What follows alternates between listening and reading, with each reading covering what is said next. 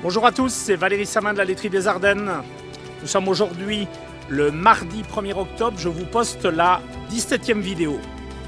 C'est la 3e vidéo où on parle d'ensilage de maïs, on a parlé de maturité, maintenant on est au cœur de l'action.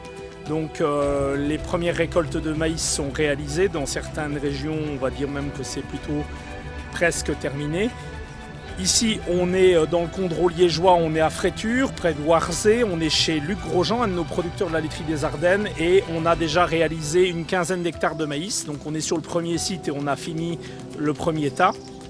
On a une récolte de maïs avec un taux de matière sèche à analyser, mais qui va plutôt tourner autour de 30 à 32% de matière sèche, avec une caractéristique cette année, des plantes vertes. On a des tiges qui sont encore très riches en sucre, très riches en eau. Donc ça c'est bien pour l'appétence, pour la conservation. Un petit peu moins pour la fibrosité de la future ration hivernale. Et des grains de maïs qui sont plutôt en abondance. Donc on a plutôt un amidon qui est encore plutôt farineux et laiteux. Une petite partie encore un peu laiteuse, juste la pointe. Et très peu de vitreux. Ça on observera. On observera un petit peu la caractéristique de ce maïs. Alors ici, vous voyez derrière, je me suis muni d'un petit kit d'essai, donc une bassine noire pour voir un petit peu, 1 mètre pour mesurer la longueur des particules de maïs, un seau rempli d'eau et un pichet de 2 litres. Donc on va regarder la méthode de la bassine pour regarder la qualité de l'éclatement des grains. Alors ce qui est particulier sur cette exploitation, mais ça se vaut pour les autres exploitations et les autres types d'ensileuses, c'est qu'ici, on est sur du maïs qui a été réalisé par les établissements Stassard, qui s'est équipé cette année de la classe avec éclateur Threadledge. Donc c'est-à-dire, on coupe la tige de façon plus grossière, au lieu de couper avec une longueur de coupe qui normalement est entre 1,2, 1,3 et jusqu'à 0,8 pour les plus fins. Et ensuite un éclatement avec des éclateurs classiques à rainure. Ici on est sur la méthodologie, la nouvelle technologie de chez Claas, que je vous parlerai après tout à l'heure dans le reste de la vidéo, où on coupe beaucoup plus gros. C'est-à-dire qu'on peut couper jusqu'à 2,6 voire 3,2, ça c'est le maximum. Et ici sur des maïs plutôt verts entre 30 et 32 de matière sèche, on coupe autour de 1,8 à 2 cm, 20 mm. On va regarder dans la pratique ici, on est à 1,7, 1,8. On regardera un petit peu comment... Alors il y a la longueur de la tige, on va regarder comment c'est coupé, si c'est coupé franc, si c'est coupé net, ça doit être coupé assez net pour ne pas avoir de refus au niveau des feuilles et des rafles et de tri à l'auge. Et puis on va regarder comment se comporte en coupant si grossier l'éclateur, voir la qualité d'éclatement des grains. Alors petit topo général par rapport à la qualité du hachage. Le hachage doit répondre à 2 objectifs qui sont un petit peu contradictoires. Il faut hacher fin pour pouvoir faire ingérer beaucoup. Il faut hacher fin pour pouvoir avoir une bonne qualité de tassage et de conservation. Ça, plus c'est fin, plus ça se tasse, plus on arrive à extraire l'air dans l'ensilage, dans le tas. Donc ça, c'est le côté hachage fin. Donc là, on peut, avec un objectif d'avoir en fait des tiges, des morceaux de maïs de la plante autour de 1 cm à 0,8 à l'auge. Donc ça, il faut aussi interpréter et estimer également la fraise. Si vous avez une fraise ou si vous avez une mélangeuse, on va encore perdre quelques millimètres. Donc il est quand même toujours important de ne pas ensiler trop court au tas afin d'avoir l'objectif à l'auge dans la gueule de la vache autour 1,2 mm à 0,8. Alors dans les grandes lignes, on peut après chipoter, mais dans les grandes lignes, plus c'est sec, plus il va falloir réduire la taille des particules pour avoir un bon tassage et une bonne digestibilité. Et plus on est vert comme cette année, plus on peut ensiler gros. Et à contrario, nos vaches sont des ruminants et on a un besoin d'avoir de la mastication et de la rumination et d'avoir plutôt des particules grosses. Tout ça en prenant compte de la partie du hachage de la tige, de la plante, Et derrière ça, il faut avoir un bon compromis pour avoir un éclatement de bonne qualité. Alors on passe à l'observation du silo et puis on fait le test de la bassine. Donc on a un silo qui est terminé, qui n'a plus besoin que d'être bâché. Donc ici on a un maïs. Bon, il a replu un petit peu sur le tas, hein, mais on a un maïs qui est très vert. Hein. On voit une bonne présence de grains. En fait, quand on pointe dedans, on a quand même de la matière qui colle. On est plutôt à un petit 32, hein, je dirais même plutôt entre 30 et 32 de matière sèche. Quelques débris de feuilles qui sont pas trop bien hachés, des bouts de rafle. Et alors donc ici, on est sur la méthode Shred Ledge. Hein. Donc on est sur du maïs coupé de façon beaucoup plus grossière et défibré. Le terme Shred Ledge signifie déchiqueté. Donc c'est en fait un éclateur qui équipe la batteuse Claas et donc qui a été inventé par un agriculteur américain, des agriculteurs américains qui avaient un objectif donc de réduire l'incorporation de paille ou de luzerne dans leur ration et d'incorporer des plats maïs uniques. Alors le contexte belge est tout à fait différent. Nous, la fibre, on l'a au travers de nos ensilages d'herbe. Donc c'est un petit peu moins... c'est la méthodologie et la philosophie un peu différente. Claas a récupéré le brevet et essaye de le développer ici en Europe. Donc ici, sur ce produit relativement humide, on n'a rien à dire. Je pense qu'il n'y aura pas beaucoup de refus. Il faudra voir un peu comment ça se comporte à l'auge. On va...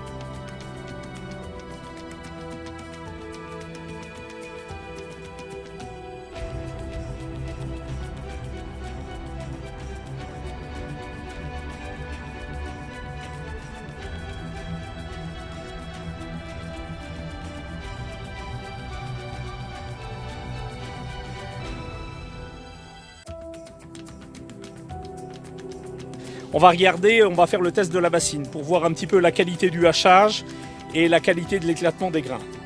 Donc, en tant que bon agriculteur, quand vous commissionnez votre entrepreneur, au lieu d'aller rouler sur une benne, les premières bennes, ou même à chaque changement de tas, à chaque changement de parcelle, c'est important de faire un peu le point sur la qualité du hachage.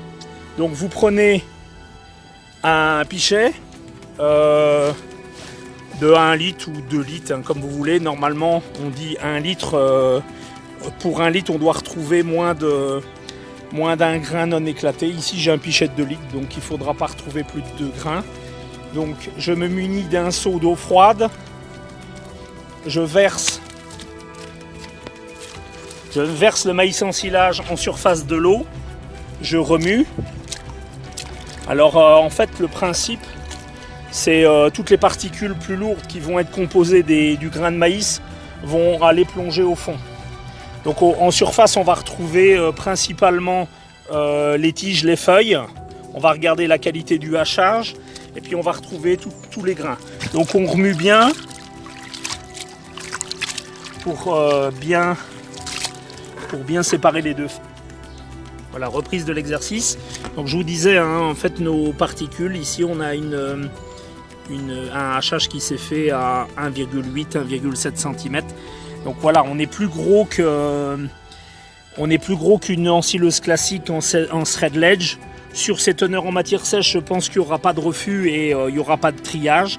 Bon, alors on a quelques éléments un petit peu plus gros, bon ça c'est peut-être passé au travers, mais ça me plaît plutôt et c'est pas mal. Ensuite, on va maintenant vider tranquillement le seau et essayer de récupérer les grains qui vont se trouver au fond. Donc là vous laissez couler l'excès d'eau et on va retrouver l'amidon de maïs au fond, j'espère. Donc là on va retrouver principalement les feuilles des particules qui vont être plus petites, hein. Donc là on retrouve de la feuille et on va retrouver le grain de maïs. Voilà.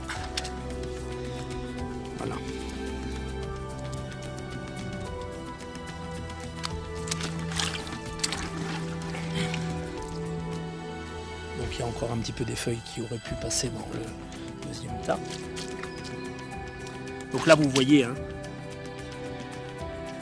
Voilà, interprétation des résultats de notre ensilage. Qu'il soit réalisé thread ledge ou pas thread ledge, vous pouvez faire ce test à la bassine assez rapidement, dès la confection du tas, dès les premières bennes, et puis le réaliser un petit peu au cours du changement des parcelles. C'est important de regarder et de ne pas payer l'entrepreneur pour qu'il vous réalise un ensilage qui ne serait pas bien ensilé. L'éclatement des grains de maïs est primordial parce que tout grain qui ne serait pas coupé ou impacté sera directement, ne sera pas digéré et évacué dans les bouses. Donc là ici on a du maïs qui est broyé assez fin, sauf, vous voyez, il y a des proportions de grains. Alors c'est pas rédhibitoire, hein, cette année parce qu'on est sur de l'amidon qui est très peu vitreux. Donc on n'a pas besoin non plus d'exploser le grain.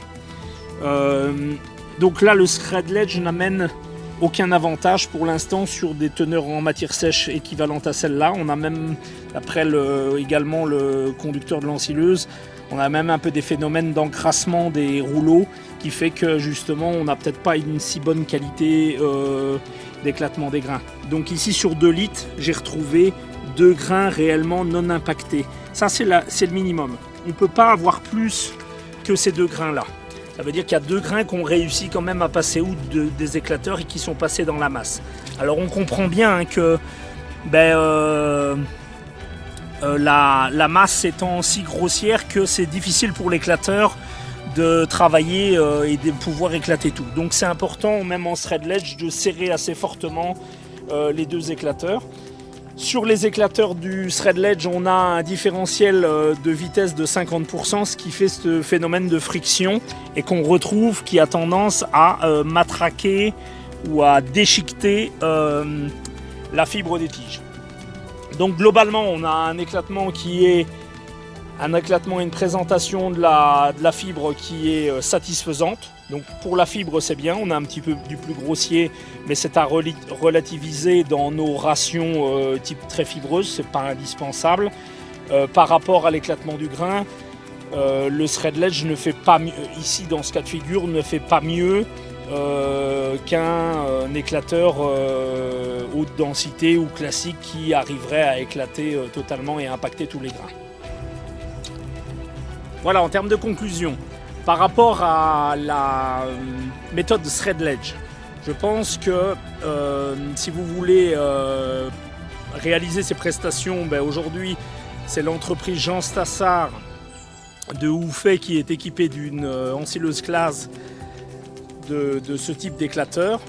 Mon point de vue par rapport à cette méthodologie et de ce que j'ai pu lire dans des revues et des résultats d'essais, c'est que cette technique peut être très intéressante, on va nuancer, pas très intéressante, mais intéressante dans des rations qui manqueraient de fibres, ce qui est globalement pas trop notre cas dans nos régions du sud de la Belgique. c'est-à-dire on a quand même des gros taux d'incorporation d'ensilage d'herbes, de luzerne, de graminées, et donc on va dire que le maïs n'est pas recherché pour son rôle de fibrosité, mais principalement pour son apport énergétique et son rendement, bien sûr, en termes d'autonomie fourragère.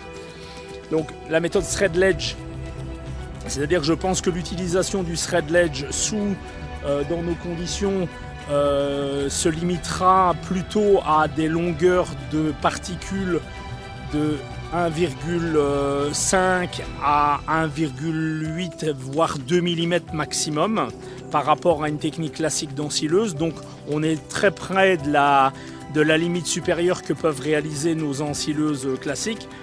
Et alors par rapport à la qualité d'éclatement des grains, là je m'attendais à un meilleur résultat. Je pense qu'ici on est sur des maïs qui sont trop humides, en conditions humides, et qu'on a un petit peu un encrassement et un mauvais travail un travail un petit peu altéré des éclateurs et de la friction des deux rotors qui normalement, des deux éclateurs qui devraient bien fonctionner. Un différentiel de vitesse de 50% entre les deux avec tout ce système de cale et de torsion devrait parfaitement, on devrait avoir des grains totalement explosés. On ne devrait rien retrouver. Et là on retrouve encore plutôt l'apex des grains. Donc ça pose pas de problème pour la digestion parce qu'on est sur des amidons sur des grains qui sont pas très vitreux. Je pense que le même travail réalisé avec un cran de serrage en plus sur l'éclateur et en conditions un petit peu plus sèches sur des maïs 32, 33, 34% de matière sèche, on aurait un meilleur résultat sur l'éclatement des grains. Un différentiel, est-ce qu'il est rentable, pas rentable? Aujourd'hui, l'entreprise Tassard demande 10 € de plus à la prestation à l'hectare, ça c'est plutôt très faible, mais c'est peut-être un prix d'appel pour lancer cette technologie auprès de ses clients. J'entends plutôt des 30 à 40 voire 50 € de l'hectare, et là je pense que là la rentabilité n'est pas forcément au rendez-vous.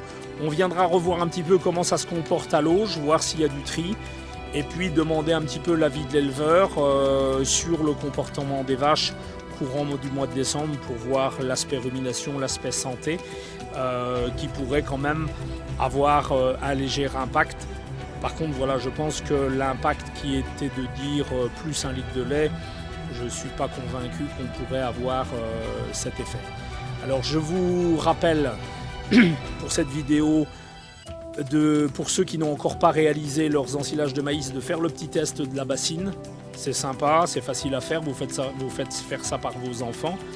Et ça permet surtout de donner un très rapide coup d'œil sur 1 litre, 1 grain, 2 litres de grains. Au-delà de 2 grains non touchés, totalement non touchés, non impactés par l'éclateur, vous appelez l'entrepreneur, il faut resserrer l'éclateur, ça ne va pas.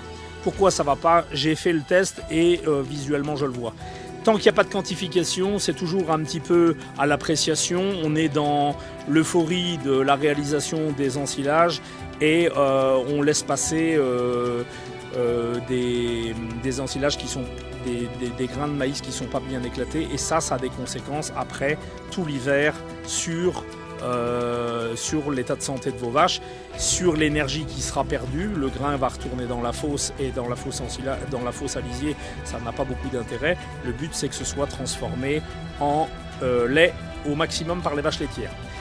Je vous remercie pour les nombreuses vues de la dernière vidéo.